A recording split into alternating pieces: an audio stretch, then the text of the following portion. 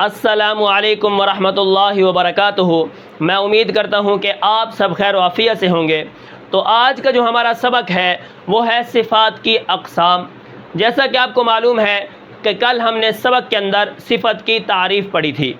آج ہم صفات کی اقسام پڑھنے والے ہیں کہ صفات کی دو قسمیں ہیں۔ نمبر 1 صفات لازمہ اور نمبر 2 صفات عارضہ۔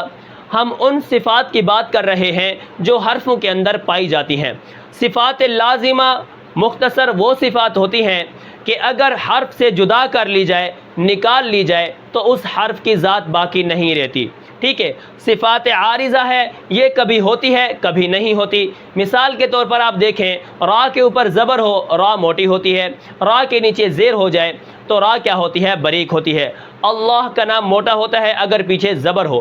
اسی طرح اگر زیر آ جائے بسم اللہ، وہ باریک ہو جاتا ہے۔ یہ صفات عارضہ میں آ جاتی ہیں، کبھی ہوتی ہیں کبھی نہیں ہوتی۔ لیکن صفات لازمہ ایک ایسی صفات ہے کہ وہ ہر وقت ہر حال میں حرف کو میسر رہتی ہیں، کبھی بھی جدا نہیں ہوتی۔ اب یہاں پر آج جو ہم سبق پڑھنے والے ہیں وہ ہے صفات لازمہ کی تعریف، ٹھیک ہے۔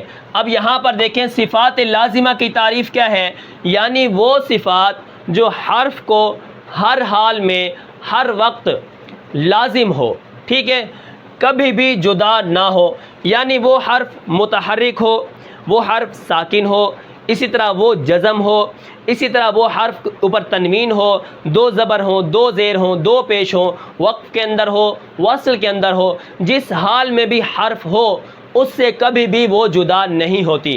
اب مثال کے طور پر آپ دیکھیں، اگر جدا ہو جائے تو وہ حرف دوسرے عربی حرف سے بدل جائے گا۔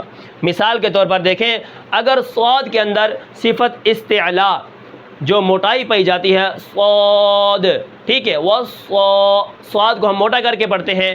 اسی طرح اطباق ہے، اگر ان دو صفات کو نکال لیا جائے، یہ صفات لازمہ میں سے ہیں، اگر ان صفات کو نکال لیا جائے، اگر صاد کو موٹا نہ کیا جائے تو یہ کیا بن جائے گا؟ صاد، صاد مطلب سین بن جائے گا، صاد نہیں بنے گا، کیا بن جائے گا؟ سین۔ لیکن اگر ان صفات کو ہم ادا کریں گے جو ان کے لازمہ صفات ہیں تو وہاں پر آپ دیکھیں پھر کیا بن جائے گا؟ صاد والصالحین والصابرین، ٹھیک ہے، وہاں پر صاد کو ہم موٹا کر کے پڑھیں گے تو یہ ایک حرف دوسرے سے بدل جائے گا۔ صاد سین کے ساتھ کیا ہے؟ بدل جائے گا اگر صفات لازمہ کو ادا نہ کیا جائے۔ اب یہاں پر دیکھیں دوسری بات، یا کسی عجمی حرف سے بدل جائے، یا کسی عجمی حرف سے بدل جائے۔ اب اس کی مثال کیا ہے؟ اگر با کے اندر صفت قلقلہ جو حرف کو ہلاتی ہے، ٹھیک ہے، قوت پیدا کرتی ہے، قلقلہ نہ ادا کی جائے تو پا سے بدل جائے گا۔ جیسے تبت یدا ابی لہب وتب، یہ قلقلہ ہے، تب پا، تب پہ ادا ہو رہی ہے، ٹھیک ہے۔ اگر جدا ہو جائے تو وہ حرف دوسرے حرف سے بدل جائے، عربی کے اندر بھی بدل جاتا ہے، عجمی کے اندر بھی کیا ہے؟ بدل جاتا ہے، ٹھیک ہے۔ اب اس کے بعد یہاں پر دیکھیں نمبر 3، یا حرف میں خلل واقع ہو جائے یا نقصان ہو جائے یا کمی آ جائے۔ جیسے یہاں پر دیکھیں، جیسے غین کی جو غین جو ہم پر پڑھتے ہیں اس کو موٹا پڑھتے ہیں، اگر ہم اس کے اندر صفت استعلا نہ ادا کریں، غیر المغضوب مغ تو دیکھیں یہ کمی آ رہی ہے حرف کے اندر، ٹھیک ہے۔ اسی طرح حمزہ ہے، یہ جو سختی ہے، شدت ہے، اگر ہم صفت شدت کو ادا نہ کریں تو یہ کیا بن جائے گا؟ یہ کیا ہے؟ نرم ہو جائے گا، ٹھیک ہے، اس کے اندر سختی ختم ہو جائے گی۔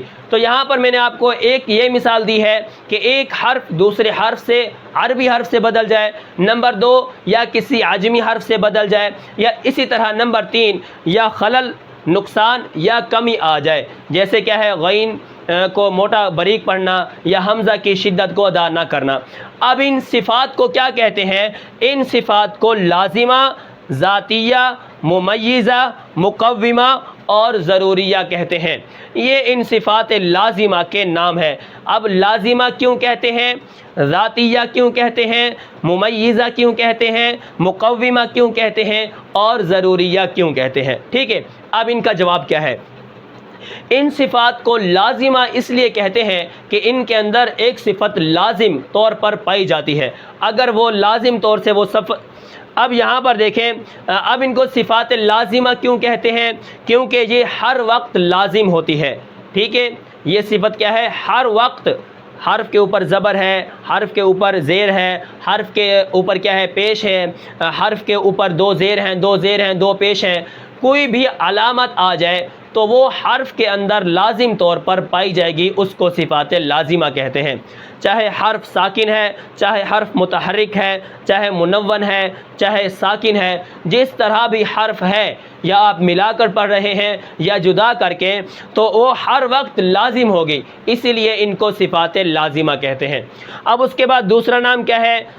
ذاتیہ کیوں کہتے ہیں؟ وہ اس لیے ہے کہ ان کی ذات میں دخل آ جاتا ہے، تو ذات کیا ہے؟ تبدیل ہو جاتی ہے، ایک ذات دوسرے کے ساتھ مل جاتی ہے، تو ذات میں کیا آ جاتا ہے؟ دخل آ جاتا ہے، اس لیے اس کو ذاتیہ بھی کہتے ہیں.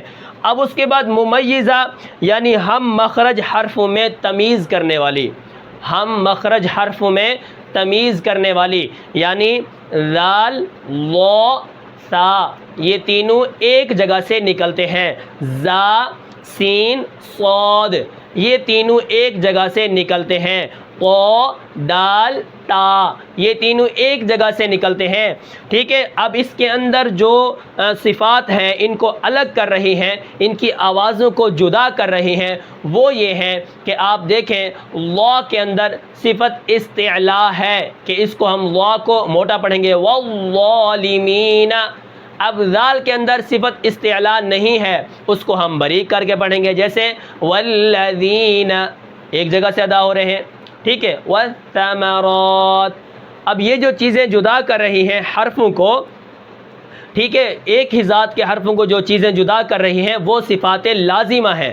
ٹھیک ہے، اب ان کو ممیزہ اس لیے کہتے ہیں کہ ہم مخرج یعنی ایک ہی جگہ سے نکلنے والے حرفوں کے اندر یہ آوازوں کو چینج کرتی ہے. اب اس کے بعد دیکھیں، اب اس کے بعد مقومہ یعنی قوت دینے والی، اسی طرح سیدھا رکھنے والی. اس کے بعد اس کو ضروریہ بھی کہتے ہیں. ضروریہ یعنی یہ ہر وقت ضروری ہوتی ہیں. ٹھیک ہے، اگر ان صفات کو ادا نہ کیا جائے، یا تو حرف عربی کے ساتھ بدل جائے گا، یا تو حرف عجم کے ساتھ بدل جائے گا، یا حرف کے اندر کمی اور نقصان آ جائے گا. تو یہ صفات لازمہ کی تعریف ہے کہ یہ حرفوں کو ہر حال میں، ہر حالت کے اندر، ہر وقت لازم ہوتی ہیں، ان سے کبھی بھی جدا نہیں ہوتی. چاہے حرف کے اوپر زبر ہو، زیر ہو، پیش ہو، کوئی بھی علامت ہو، یہ حرف سے جدا نہیں ہوتی. یہاں پر میں نے آپ کو 3 مثالیں بھی دی ہیں، اور اسی طرح ان صفات کے جو نام ہیں لازمہ، ذاتیہ، ممیزہ، مقومہ اور ضروریہ کیوں کہتے ہیں، یہ بھی میں نے آپ کو بتایا ہے. تو یہ تھا آج کا ہمارا سبق، جس کے اندر ہم نے ایک صفات پڑھی ہے، وہ ہے صفات لازمہ. انشاءاللہ کل جو ہمارا سبق ہوگا وہ ہے صفات عارضہ کی تعریف. تو میں امید کرتا ہوں کہ آپ کو یہ سبق سمجھ آیا ہوگا. ملتے ہیں انشاءاللہ اگلے سبق میں، تب تک کے لیے مجھے اجازت دیجیے. اللہ حافظ.